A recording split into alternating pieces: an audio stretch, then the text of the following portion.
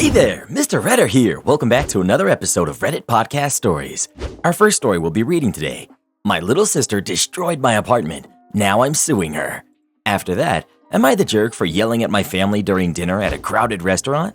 And after that, my stepson thinks his kids are my responsibility. Now for every thumbs up this video gets, one Karen gets kicked off of TikTok. No TikTok? Huh, poor me. So please smash that like button. And subscribe and turn on notifications for new stories from Reddit every single day. My little sister destroyed my apartment. Now I'm suing her.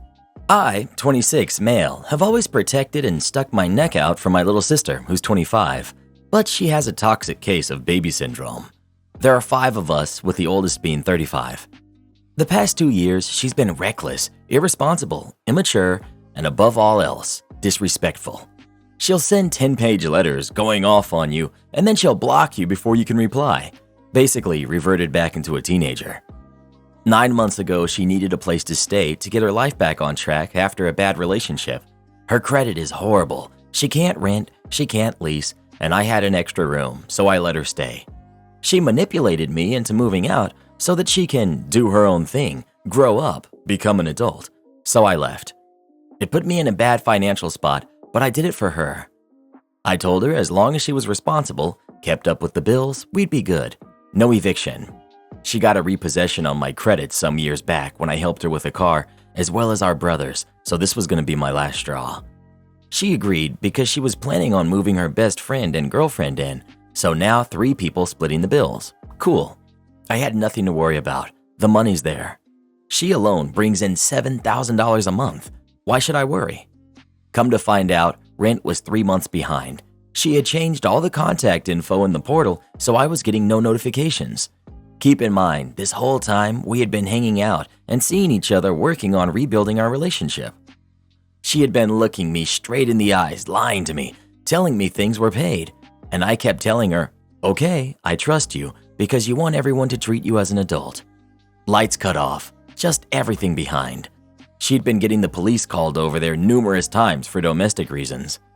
When the leasing office finally got a hold of me, it was a mess. So now I'm trying to clean it all up. $7,000 is what I owe now. She has no intent on paying or helping, especially since she just got herself fired because she thinks she's too good to work. Works underneath her older sister, so always had job security. So now she's in cosmetology school. The apartment is damaged. Between the drama and the lies, she doesn't think this is all that serious. She even got arrested for the first time during one of those domestic calls. I picked her up driving in a snowstorm. She yelled at me as soon as she came through the doors. I'm sick of her. I don't want me and my girlfriend getting stuck paying for this. We can't afford it. So researched, and I can file a small claims case for property less than $20,000. She scammed the military, so she gets a 90% check that I would love to have garnished since she blows it all on BS anyways. I'm always cleaning up her messes. We're all done. I want to show her that she can't keep doing people over and getting away with it. I want my money. So, am I the jerk for suing my little sister? Not the jerk. She needs to learn some responsibility and accountability, and she's never going to do that if she keeps getting babied. It's not your responsibility to keep getting walked all over for the sake of the relationship. Not the jerk. But you are an enabler. I also would expect to sever all ties with your sister once this goes down. I find it interesting she brings in $7,000 a month and she happened to incur a $7,000 in damage estimate.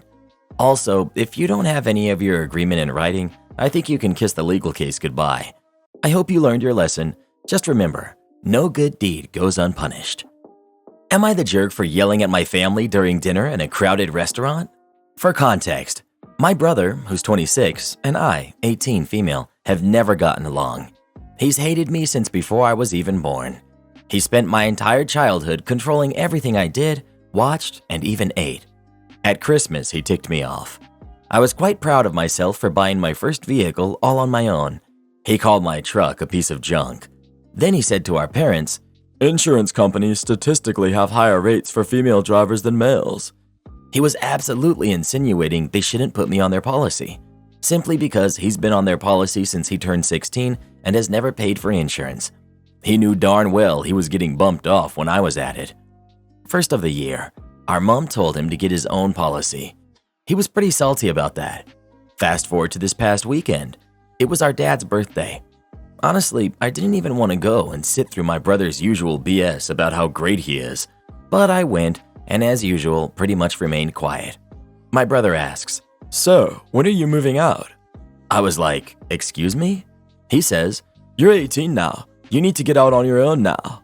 Literally, no one said anything, so I told him it's none of his business. He says, "Well, I moved out when I was 19. Here's where things spiraled. I said to him, "You're not even on your own yet, since you haven't bothered paying a single penny of rent in 7 years. He was fuming and tried changing the topic. My mom made a comment about that soon changing. Brother's girlfriend was like, "What?" So I told her. He moved out at 19 and hasn't paid our parents a penny of rent all these years. She was livid. Unbeknownst to anyone at that table, she had been paying my brother rent for 2 years because he led her to believe that he was paying the rent. The topic went off somewhere else, then right back to me. My brother trying to give me fatherly advice by saying I should focus on my current job and forget wasting time with college. This was absolutely unsolicited advice. It ticks me off when he does this because he always does it, and he acts like because of our age gap, he has so much more knowledge than stupid me. He again comments about me moving out, says to our dad, "I can't believe you haven't kicked her out after she brought all those animals in your house." They both laugh. I had enough. I got up from the table and yelled, "Just leave me alone." My mom understood, but she doesn't want the family to fight. My dad said I was extremely rude by lashing out, caused a scene, made undue stress, and embarrassed everyone. Apparently, after I walked out, my brother says, "Well, she obviously has something wrong in her head." I felt bad because I'm sure a few kids dining with their families heard me and I shouldn't have spoken that way in front of them. And I guess I should have held it in and dealt with it later. But I've always let this crap slide and I was sick of it. Am I the jerk? Not the jerk. You're clearly aware causing a scene wasn't the best move, but if you're not going to get any support from your parents, everyone reaches a breaking point. Good news is, he's about to lose his girlfriend and be shown for the mooch that he is. People use situations like a public place to needle nerves. Your very much jerk brother thought he could keep going because he figured you wouldn't be able to react. He messed around and he found out. As for your father, he should have shut that crap down when your jerk brother started with his jealousy campaign. Not the jerk. My stepson thinks his kids are my responsibility. My wife was a lot younger than me, and she had a 10-year-old son when we met. Her ex had shared custody. I had a couple of grown kids from my first wife. My stepson, Charlie, and I never really bonded. He had a father, and he made it clear I wasn't his parent, just his mom's husband. I respected this. He was always polite and respectful, just distant. I helped pay for his university when he went, and we attended his graduation. When he got married, our invitation was made out to his mother +1. That was kind of a slap in the face, but we still attended and gave them a substantial cash gift to start their life. The thank you card didn't have my name on it. My first wife had passed from cancer and it broke me. I didn't want to go through that again. Her youth was one thing that attracted me to my second wife. I know it was selfish, but I liked having a beautiful young wife to take care of, and she liked me well enough. I didn't realize how much I loved her until she passed. She passed away from a stroke. She was 49. Charlie came to the funeral with his family, his wife, whom I had only met at the wedding, and his kids. We had known he had kids, but he had never made the effort to bring them for a visit. My wife loved the kids, but Charlie wouldn't make the effort to come see us. My wife only had a very small estate, and she left it all to Charlie. He also took almost everything of sentimental value that she owned before we got married. I didn't begrudge him any of it. My first grandchild just graduated last year, and I went to his graduation. My son and his wife have worked hard to get their kids into college, and I'm proud of them. My son mentioned that my grandson had a job waiting and would be debt-free pretty quickly. I asked how much he owed. Then I wrote him a check to pay it off. I plan to do this for all of my grandchildren. I guess my daughter-in-law and my stepson's wife are Facebook friends or something. He found out what I did, and he came around to ask if I planned to do the same for his kids. I didn't really have any connections to his kids. I don't see them. They don't consider me their grandfather. I've personally only ever seen them at the funeral. I was really put off by him coming by to ask about money after ignoring me for years. I know that if my wife were alive, she would want me to help out her son. It just felt dirty. I said that I had money for them in my will, and if they needed it for university, I would give it to them early. He said I'm a petty little man and that his mom would be ashamed of me for treating his kids like this. I don't really think I owe them anything. They have a real grandfather. I'm only including them in my will for my wife's sake. So, am I the jerk? Not the jerk. You don't owe them anything, and it's very telling that Charlie wants no relationship with you except when it comes to money. They've already inherited under your wife's estate. In my opinion, you don't have an obligation to include them in your estate. I feel you have been more than generous in your treatment of your stepson. For the stepson to try and shame you and call you petty is shameful. Your decision, but I would cut this parasite out of my life and never look back. They have a biological grandfather that could meet their needs. Are your biological grandkids going to have 3 grandfathers leaving them money? I suspect not. So why should your step-grandkids get what would be a bonus inheritance in addition to the inheritance that they will receive from their father and mother's parents, and in addition to the inheritance they've already received from your wife? Basically, you're not treating your own grandkids fairly.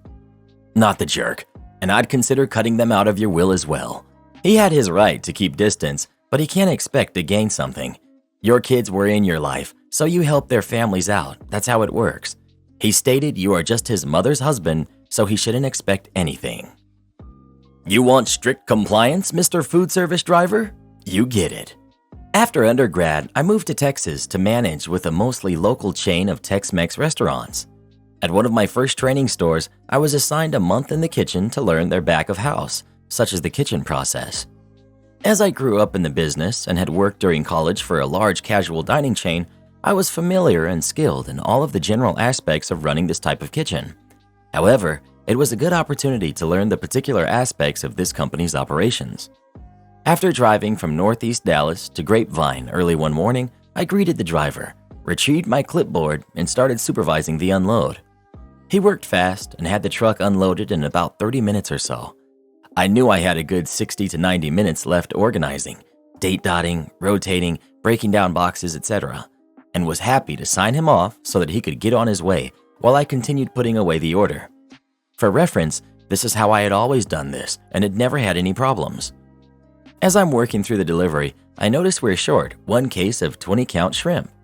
Obviously, that's quite a bit of money, but those types of things happen, and in my experience, the process was to call the vendor promptly and let them know. Most times, they would contact the driver, he'd find it on the truck and bring it later, or they would credit our order. But not this time. This time, the vendor tells me that they have a strict policy about this, and since I had signed the order, they didn't feel obligated to credit us. I told them that seemed like a bad policy when dealing with a restaurant that was doing around $70,000 a week in sales. This was 1995, and had paid promptly.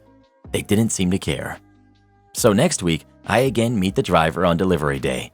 Everything was going pretty much the same, except this week, when he handed me the delivery form to sign, I informed him that since we were short last week and his company didn't want to work with us, I wasn't signing anything until I had everything counted, and I couldn't count everything until I worked through the large pile.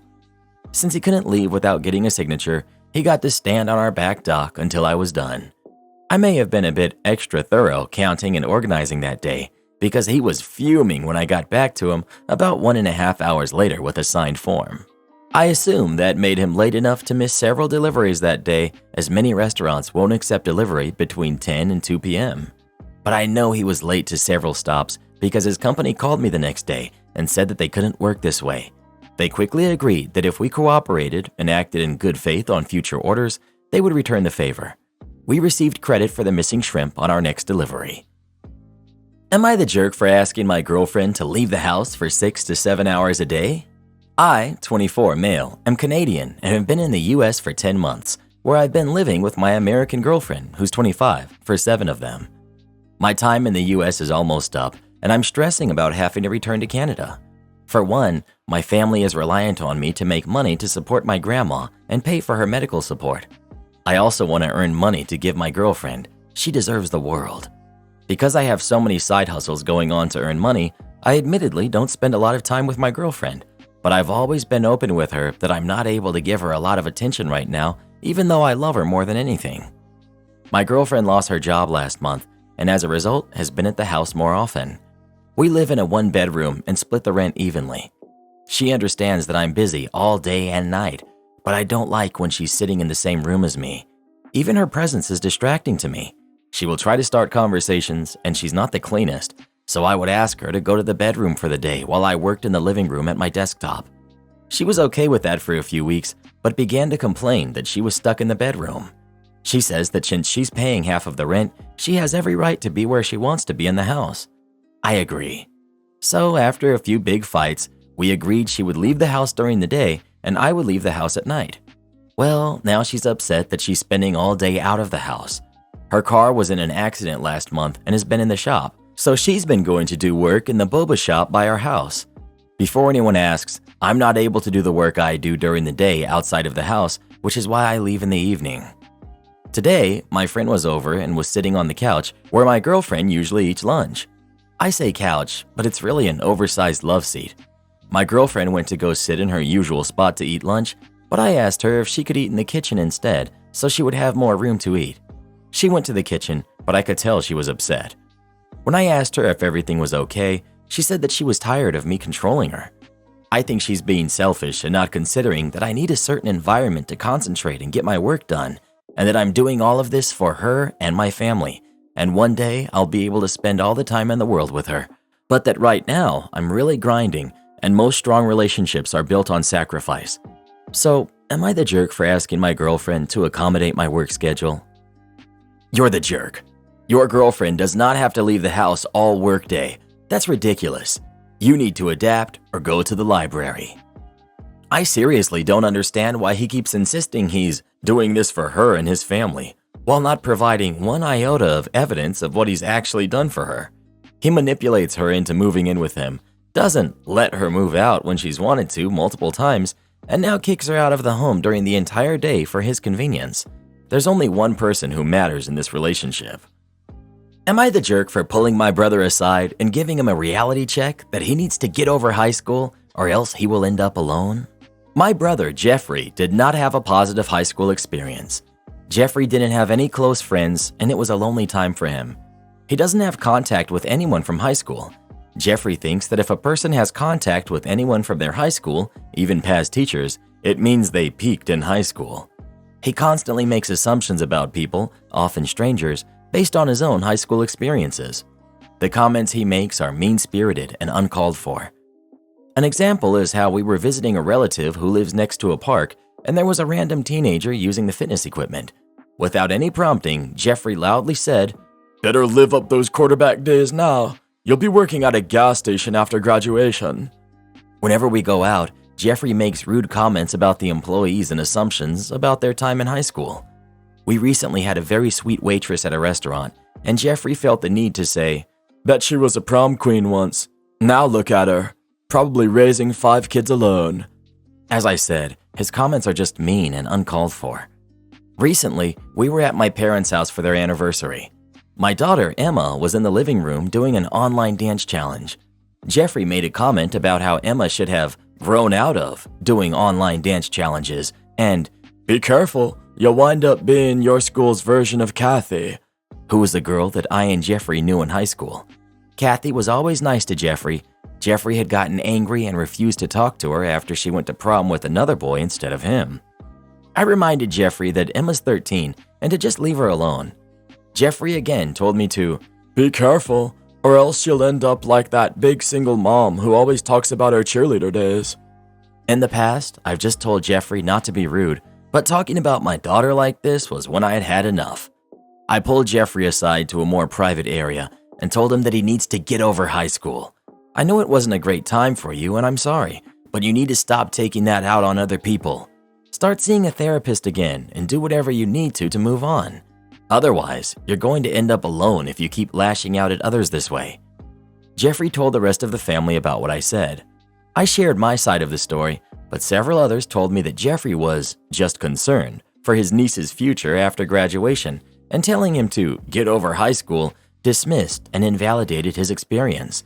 And not having close friends during developmental years can affect someone for their whole life. Jeffrey's experiences are valid, which is why I told him about returning to therapy so he can work on properly dealing with them. And Jeffrey's experiences do not give him the right to make such mean-spirited comments about others. It was a harsh reality check, but one that I believe Jeffrey needed before he ruins any more relationships. Am I the jerk? Guest takes all of our green tea, gets grumpy that we don't have any more. We have this extended stay guest, an older couple who is staying here while they either move in somewhere or help their daughter and their family move. They're nice people, but have that stereotypical old people crankiness. Since they got here, I've noticed that a lot of our inventory with breakfast and the coffee station started going quicker, specifically oatmeal, green tea, and our special flavored teas. I had a feeling it was them, because the rate that they've been getting low has been much quicker than it usually is, even during sold-out weekends. Plus, oatmeal and the teas are not that popular here, and typically we need to restock them for guests once a week average. To not make this sound like a witch hunt, this happened even on days where they were basically the only people who were in-house or the only ones who came down for breakfast and coffee. Since they've been here, restock has been daily. We had to buy more stock than usual for both, but it still depletes quickly.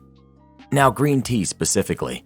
I put out between 10 to 15 bags when I'm on the morning shift, and after breakfast, each time I'm here, they're all gone.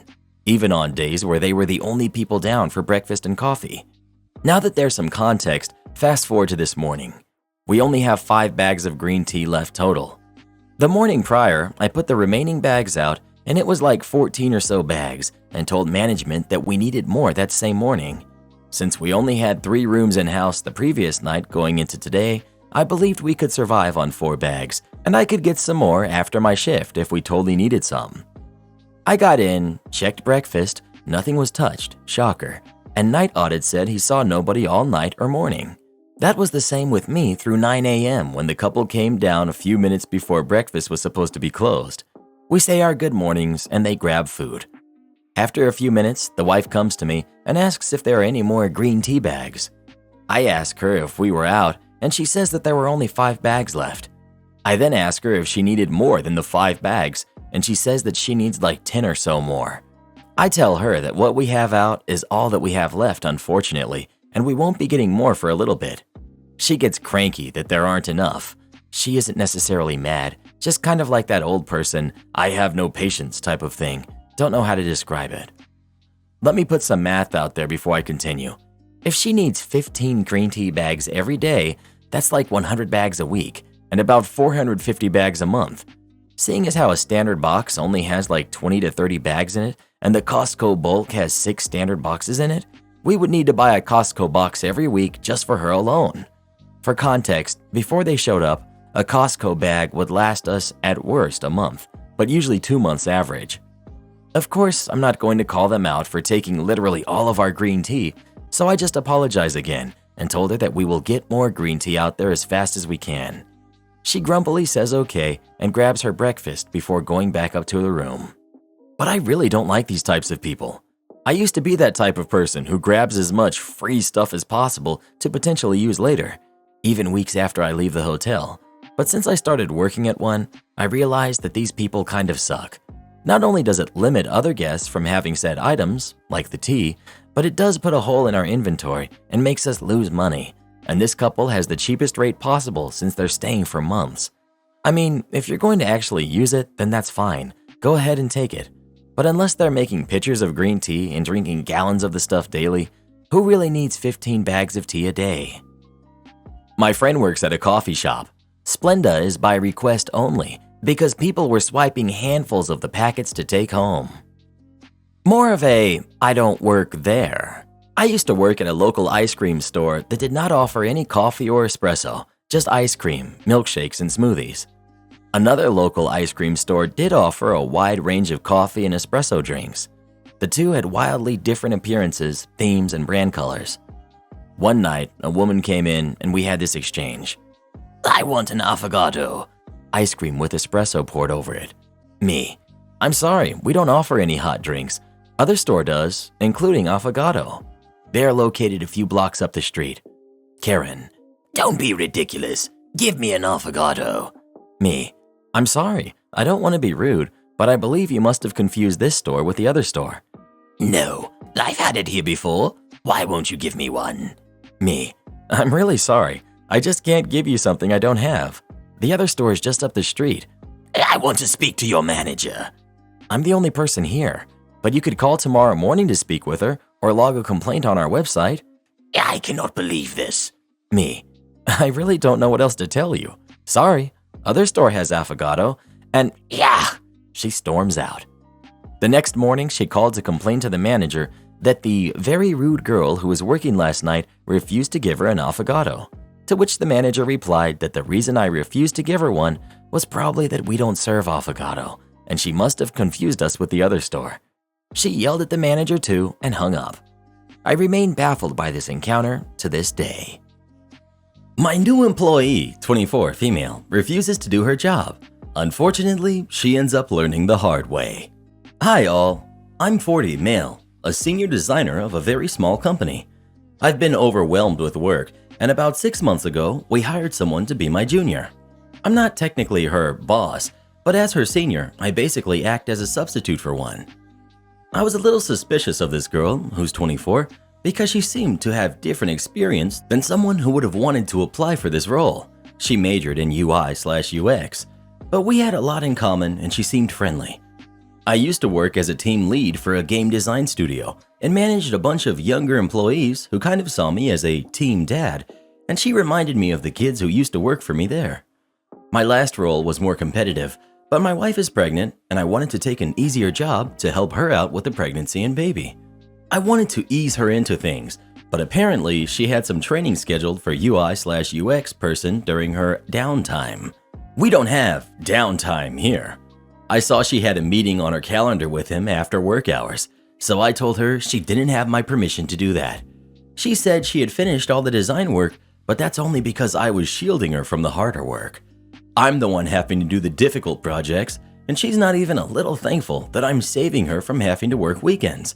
I didn't tell her to do these tasks, but as an adult, it's her job to take initiative and volunteer. I've tried to look out for her best interests and to be a friendly boss, but I also have to remind her that I'm in charge. During a meeting, when I was having a really horrific day, mostly because I was picking up work she should have been doing, plus stress of my wife's pregnancy, I snapped and called her a name I definitely shouldn't have. She looked upset and ended the call without even saying bye.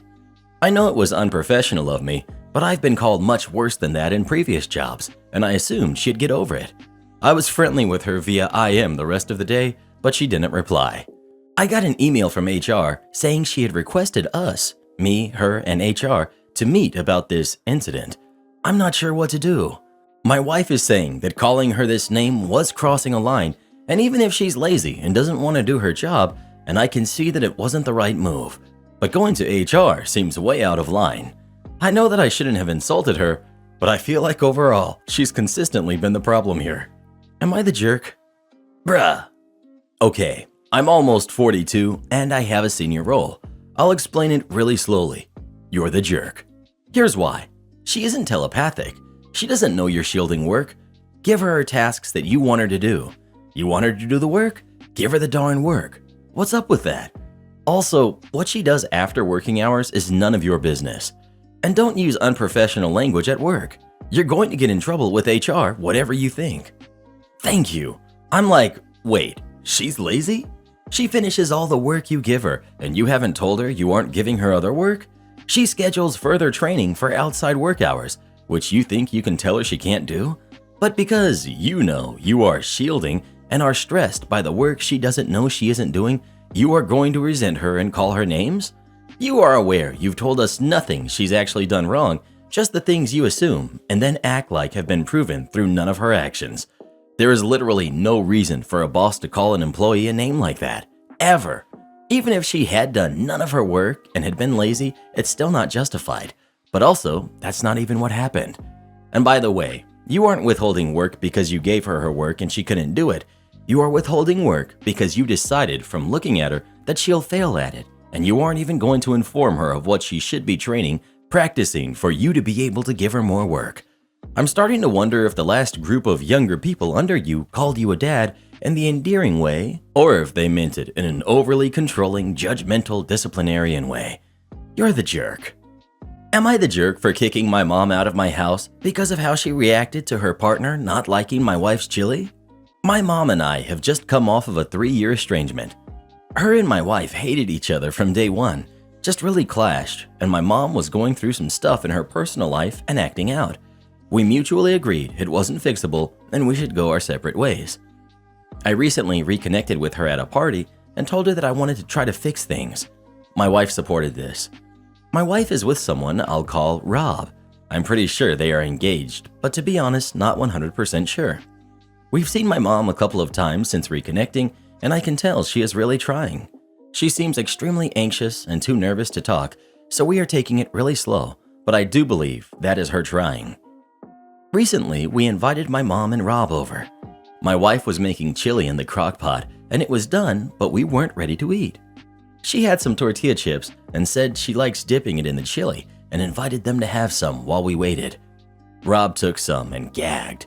I don't think he did it on purpose, and he seemed embarrassed, but my wife's chili is very sweet. She uses maple syrup, chocolate powder, cinnamon, and brown sugar. My mom laughed, which upset my wife because she's always been smug about not thinking my wife is a good cook. I could see my wife getting annoyed and snapped at my mom. Rob looked kind of ill and excused himself. My mom stood there for a minute in silence and then bolted after him and started banging on the bathroom door and demanding to be let in. He was ignoring her and she started freaking out and said she wanted to be hugged. She has some anxiety and PTSD related stuff and he is her comfort person. Just as I got to the door to tell her to stop banging, Rob let her in and I heard their conversation. Rob was saying that they had to get out of here because he can't eat that chili. My mom was kind of teasing him about, "Aw, you didn't like it?" and telling him she served it with rice with raisins and sugar and a maple sauce, a lie. And he said it tasted like dog food with sugar and he was going to have nightmares. I saw red and my mom was laughing. It just brought me back to how smug she used to be and how she looked down on us. When they came out, I told her to leave. My mom got really quiet again and said it was creepy that I was standing outside of the bathroom door. She said she's been trying and she feels I'm looking for reasons to hate her. I told her to just go because I was too emotional to talk to her. She left willingly, but Rob told me I can't just nitpick and kick her out and then think she is going to want to continue to put work into this relationship. Yowza canowza. All I got from this is the most jacked up chili recipe ever. Support our channel by joining as a member today, and we'll give you a shout out in our next video. Or come watch this video next. You won't believe what Karen does in that one.